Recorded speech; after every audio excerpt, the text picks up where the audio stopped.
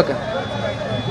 ಕರ್ನಾಟಕದ ಜನರಿಗೆ ಒಂದು ಬಹಳ ನಾಚಿಕೆ ಬರುವಂತ ಸಂಗತಿ, ಇತ್ತೀಚೆಗೆ ನಾವು ನೋಡಿದಲ್ಲಿ ಹುಬ್ಳಿಯಲ್ಲಿ ಏನಾಗಿದೆ, ಒಬ್ಳು ದಲಿತ ಮಹಿಳೆ ಬಗ್ಗೆ ಸುಜಾತನ್ ಮೇಲೆ ಪೊಲೀಸರು ಅವಳಿಗೆ ಅರೆಸ್ಟ್ ಮಾಡೋ ಟೈಮಿಗೆ ನಿರ್ವಸ್ತ ಮಾಡಿ ಹೊಡೆದಿದ್ದಾರೆ ಅಂತ ಹೇಳಿಬಿಟ್ಟು ಒಂದು ಎಲಿಗೇಷನ್ ಬಂದಿದೆ. ಅದನ್ನು ಟಿವಿಯಲ್ಲಿ ಸಹ ಅನೇಕ ಜನರು ನಾವು ತೋರಿಸ್ತಾ ಇದ್ದಾರೆ. ನನ್ನ ಪ್ರಶ್ನೆ, ಕರ್ನಾಟಕದ ರಾಜ್ಯದಲ್ಲಿ ಇವತ್ತು ಕಾನೂನು ಸುವ್ಯವಸ್ಥೆ ಕುಸಿದು ಹೋಗಿದೆ. ಕರ್ನಾಟಕದ ರಾಜ್ಯದಲ್ಲಿ ಪರಪ್ಪನ ಆಗ್ರಹದಲ್ಲಿ ಗ್ಲೋಬಲಿ ವಾಂಟೆಡ್ ಟೆರರಿಸ್ಟ್ಗಳಿಗೆ, ಆತಂಕವಾದಿಗಳಿಗೆ, ರೇಪಿಸ್ಟ್, ಸೀರಿಯಲ್ ರೇಪಿಸ್ಟ್, 18 ಹೆಣ್ಣು ಮಕ್ಕಳಿಗೆ ರೇಪ್ ಮಾಡಿದವರಿಗೆ, 24 ಹೆಣ್ಣು ಮಕ್ಕಳಿಗೆ ಮರ್ಡರ್ ಮಾಡಿದವರಿಗೆ, ಅಂಥವರಿಗೆ ಒಂದು 5 ಸ್ಟಾರ್ ಫೆಸಿಲಿಟಿಯನ್ನು ಇವರು ಕರ್ನಾಟಕದ ಕಾಂಗ್ರೆಸ್ ಸರ್ಕಾರ ಅವ್ರಿಗೆ ಕೊಡ್ತಾ ಇದೆ. ಅವಾಗ ಎಲ್ಲಿತ್ತು ಕಾಂಗ್ರೆಸ್ ಸರ್ಕಾರ? ಅಷ್ಟೇ ಅಲ್ಲ, ಕಲಬುರಗಿಯ ಸೆಂಟ್ರಲ್ ಜೈಲಲ್ಲೂ ಸಹ ನಾವು ಮೊನ್ನೆ ನೋಡಿದ್ದೀವಿ ಹೇಗೆ ಜೂಜು, ಇಸ್ಪಟ್ಟು ಮತ್ತೆ ಸ್ಕಾಚು, ಅಂದರೆ ವಿದೇಶಿ ಸ್ಕಾಚು ಎಲ್ಲಾನ ಕೊಟ್ಬಿಟ್ಟು ಅವರಿಗೆ ಒಂದು 5 ಸ್ಟಾರ್ ಫೆಸಿಲಿಟಿ ಕೊಡ್ತಾ ಇದ್ದಾರೆ. ಅಷ್ಟೇ ಅಲ್ಲ, ಮ್ಯೂಸಿಕ್ ಹಾಕೊಂಡು ಸಹ ಕುಣಿತಾ ಇದ್ದಾರೆ. ಒಂದು 5 ಸ್ಟಾರ್ ಫೆಸಿಲಿಟೀಸ್ ಕ್ರಿಮಿನಲ್ಸ್ಗೆ, ನೋಟೋರಿಯಸ್ ಟೆರರಿಸ್ಟ್ಗೆ ಇವರು ಕರ್ನಾಟಕ ಸರ್ಕಾರ ಕೊಡ್ತಾ ಇದೆ. ಅನೇಕ ಪೊಲೀಸರು, ಅಧಿಕಾರಿಗಳು, ಕಾನ್ಸ್ಟೇಬಲ್ಸ್ ತಮ್ಮ ಜೀವವನ್ನು ಒತ್ತಿಟ್ಟು ಹಗಲು ರಾತ್ರಿ ಶ್ರಮಪಟ್ಟು ಇವರಿಗೆ ಅರೆಸ್ಟ್ ಮಾಡಿ ಕೋರ್ಟಲ್ಲಿ ಕೇಸ್ ನಡೆಸಿ ಅವಕ್ಕೆಲ್ಲ ಡಾಕ್ಯುಮೆಂಟ್ಸ್ ಕೊಟ್ಬಿಟ್ಟು ಇವರಿಗೆ ಅಲ್ಲಿ ಅರೆಸ್ಟ್ ಮಾಡಿ ಜೈಲಲ್ಲಿ ಹಾಕಿದ ಮೇಲೆ ಇವರಿಗೆ ಕೊಡುವ ವ್ಯವಸ್ಥೆ ಏನು? 5 ಸ್ಟಾರ್ ಫೆಸಿಲಿಟಿ. ಕಾಂಗ್ರೆಸ್ ಇಂದ ಬಂದಿರುವ ಮಹಿಳೆ, ಮೊದಲು ಕಾಂಗ್ರೆಸ್ ಅಲ್ಲಿ ಇದ್ರಂತೆ, ಈಗ ಬಿಜೆಪಿಗೆ ಬಂದಿದ್ದಾರೆ ಅವರು.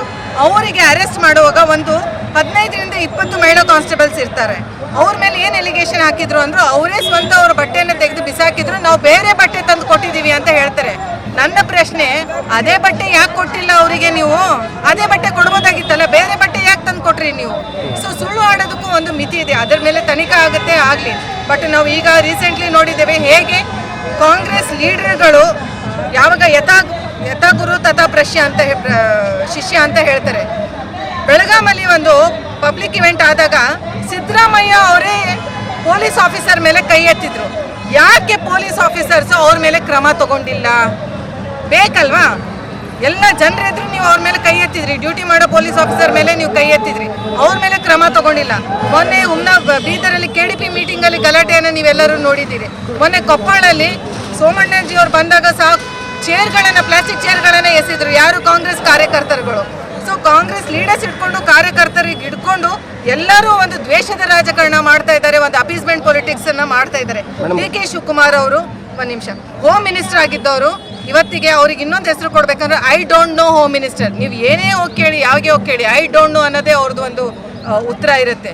ಇವತ್ತು ಕಾನೂನು ಸುವ್ಯವಸ್ಥೆ ಕುಸಿದು ಹೋಗಿದೆ. ಒಂದು ದಲಿತ ಮಹಿಳೆಯರ ಬಗ್ಗೆ, ಮಹಿಳೆ ಮೇಲೆ ಅತ್ಯಾಚಾರ ಆಗಿದೆ. ಇಷ್ಟೆಲ್ಲ ಲವ್ ಜಿಹಾದ್ ಆದಾಗ ಇವರು ಅದನ್ನ ಒಂದು ಅವ್ರ ಪರ್ಸನಲ್ ಅಂತ ಹೇಳ್ತಾರೆ. ಲವ್ ಜಿಹಾದ್ ಪರ್ಸನಲ್ ಆಗತ್ತೇನೆ ರೀ? ಅನೇಕ ಸಂಗತಿಗಳು ನಾವು ನೋಡ್ತಾ ಇದ್ದೀವಿ. ಹಿಂದೂ ಹೆಣ್ಮಕ್ಳ ಮೇಲೆ ಕೊಲೆ ಆಗ್ತಾ ಇದೆ, ದಲಿತ ಹೆಣ್ಮಕ್ಳ ಮೇಲೆ ಅತ್ಯಾಚಾರ ಆಗ್ತದೆ. ಇಷ್ಟೆಲ್ಲ ಆದ್ರೂ ಅಪೀಸ್ಮೆಂಟ್, ತುಷ್ಟೀಕರಣ ರಾಜಕೀಯ ಅಂತ ನಾನು ಇವತ್ತು ಯಾಕೆ ಹೇಳ್ತೀನಿ ಅಂತಂದರೆ, ಇವರು ಸೆಲ್ಫ್ ಡಿಫೆನ್ಸ್ ಅಂದರೆ ಮುಸ್ಲಿಂ ಮಹಿಳೆಯರಿಗೆ ಸೆಲ್ಫ್ ಡಿಫೆನ್ಸ್ ಅನ್ನು ಕೊಡ್ತಾ ಇದ್ದಾರೆ. ಅವರಿಗೆ ಎಷ್ಟೊಂದು ಕೋಟಿ ಅಲಾಟ್ ಮಾಡಿದ್ರು, ಯಾಕೆ ಬೇರೆ ಹೆಣ್ಮಕ್ಳಿಗೆಲ್ಲರಿಗೂ ಕೊಟ್ಟಿಲ್ಲ? ದಿಸ್ ಇಸ್ ತುಷ್ಟೀಕರಣ ರಾಜಕೀಯ. ಇದನ್ನು ನಾವು ಖಂಡಿಸ್ತೀವಿ. ದಲಿತ ಹೆಣ್ಮಕ್ಳ ಮೇಲೆ ಅಥವಾ ಯಾವುದೇ ಹೆಣ್ಮಕ್ಳ ಮೇಲೆ ನ್ಯಾಯ ಇರಬೇಕು. ಎಲ್ಲಿ ತನಕ ಮಹಿಳೆಯರು ಸುರಕ್ಷತೆ ಇರಂಗಿಲ್ಲ, ಅಲ್ಲಿ ತನಕ ಆ ರಾಜ್ಯ ಅಥವಾ ಆ ದೇಶ ಪ್ರಬುದ್ಧ ಆಗಂಗಿಲ್ಲ, ಉದ್ಧಾರ ಆಗಂಗಿಲ್ಲ. ಮೇಡಮ್, ಈಗ ದಲಿತ ಪರ, ಹಿಂದುಳಿದವರ ಪರ ನಮ್ಮ ಸರ್ಕಾರ ಅಂತ ಕಾಂಗ್ರೆಸ್ ಅವರು ಹೇಳ್ತಾರೆ.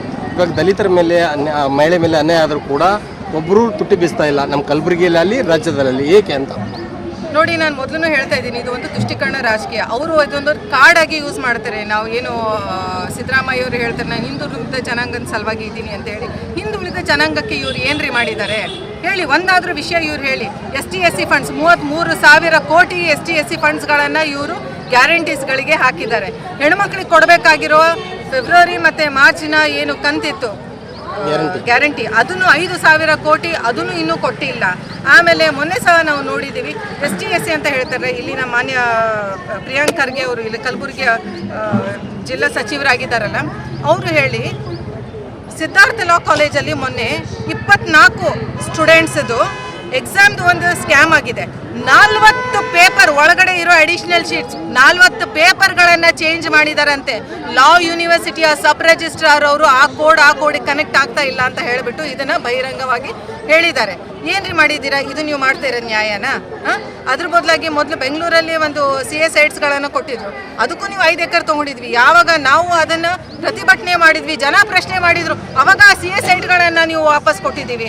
ಯಾವಾಗ ST/SC ಅಥವಾ ಹಿಂದುಳಿದ ಇನ್ಸ್ಟಿಟ್ಯೂಷನ್ಸ್ಗಳಿಗೆ ಕರೋಡೋ ಗಟ್ಟಲೆ ಯಾವಾಗ ಗೌರ್ಮೆಂಟ್ ಫಂಡ್ಸ್ ಇರುತ್ತೆ, ಅದನ್ನು ನಿಮ್ಮ ಸಿದ್ಧಾರ್ಥ ಪೀಪಲ್ಸ್ ನಿಮ್ದು ಏನು ಟ್ರಸ್ಟ್ ಇದೆ ಅದಕ್ಕೆ ನೀವು ಬಳಸ್ಕೊತಾ ಇದ್ದೀರಾ. ಯಾವ ರೀತಿಯಿಂದ ಸಿದ್ದರಾಮಯ್ಯ ಅವರಾಗಲಿ ಪ್ರಿಯಾಂಕ್ ಖರ್ಗೆಜಿ ಅವರಾಗಲಿ ಯಾವ ರೀತಿಯಿಂದ ಹಿಂದುಳಿದ ಜನಾಂಗಕ್ಕೆ ಮಾಡ್ತಾ ಇದ್ದಾರೆ? ಇವತ್ತು ಗಂಗಾ ಕಲ್ಯಾಣ ಯೋಜನೆ ಎಷ್ಟು ಜನರಿಗಾಗಿದೆ ಕೇಳಿ. ಬೊಮ್ಮಾಯಿಯವರ ಸರ್ಕಾರ BJP ಸರ್ಕಾರದಲ್ಲಿ ಇದ್ದಾಗ 12,000 ಜನರಿಗೆ ಗಂಗಾ ಕಲ್ಯಾಣ ಯೋಜನೆ ಸಿಕ್ಕಿತ್ತು. ಈಗ ಸಿಕ್ಕಿರೋದು ಬರೀ 3,000 ಜನರಿಗೆ. ಯಾಕ್ರಿ ನ್ಯಾಯ ಒದಗಿಸ್ಕೊಡ್ತಾ ಇಲ್ಲ? ಬರೀ ಅವರಿಗೆ ಒಂದು ಎಲೆಕ್ಷನ್ ಸಲುವಾಗಿ ಒಂದು ಪ್ಲೇ ಕಾರ್ಡ್ ಆಗಿ ನೀವು ಯೂಸ್ ಮಾಡಿಕೊಂಡು ಅದಾದಮೇಲೆ ನಿಮ್ಮ ಬೇಳೆ ನೀವು ಕುದಿಸ್ಕೊತಾ ಇದ್ದೀರಾ. ನಿಮ್ದು ಅಪೀಸ್ಮೆಂಟ್ ಪೊಲಿಟಿಕ್ಸು, ಕರಪ್ಷನ್ನು, ಕ್ರೈಮು ಇದಿಷ್ಟೇ ನಿಮ್ದು ಎಜೆಂಡಾ ಇದೆ. ಇದು ಬಿಟ್ಟರೆ ಇನ್ನೊಂದು ಯಾವುದೋ ಎಜೆಂಡಾ ಇಲ್ಲ. ಇದು ನಿಮ್ಮ ನ್ಯೂಸ್ 24 ಕನ್ನಡ ಟಿವಿ ಮಾಧ್ಯಮ, ನಿಮ್ಮ ಮನೆಯ ಮಾಧ್ಯಮ. ನಮ್ಮನ್ನು ಬೆಂಬಲಿಸಿ ಮತ್ತು ಬೆಳೆಸಿ. ಪ್ರತಿದಿನ ಪ್ರತಿಕ್ಷಣ ಸದಾ ನಿಮ್ಮೊಂದಿಗೆ.